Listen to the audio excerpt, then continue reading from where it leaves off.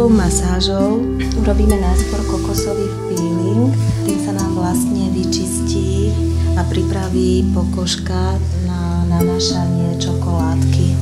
Je to čistý prírodný produkt bez chemického zloženia, čiže môžu to aj alergici. Veľmi príjemné, to je také jemnúčké, tento peeling. A cítim, ako sa mi prekrvuje chrbát.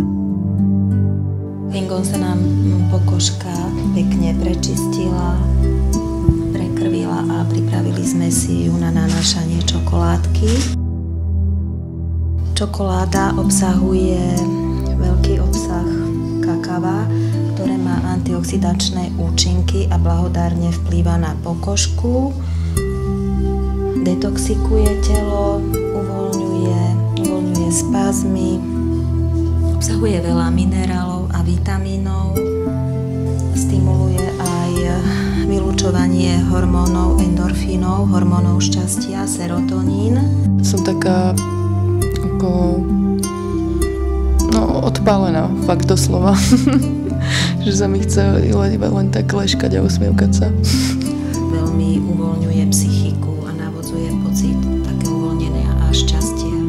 Masáž je vhodná aj proti celulitide, keď sa nanáša na zadnú časť tela, na nohy a na zadoček. Vlastne odburáva vodu z organizmu, tým uvoľňuje a zoštihluje.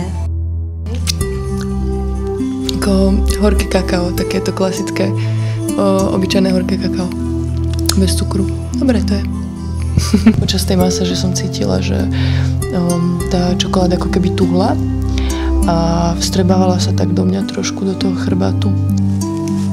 Po masáži dáme zábal na chrbátik na takých 15 minút, aby sa tá čokoládka hlbšie vstrebala.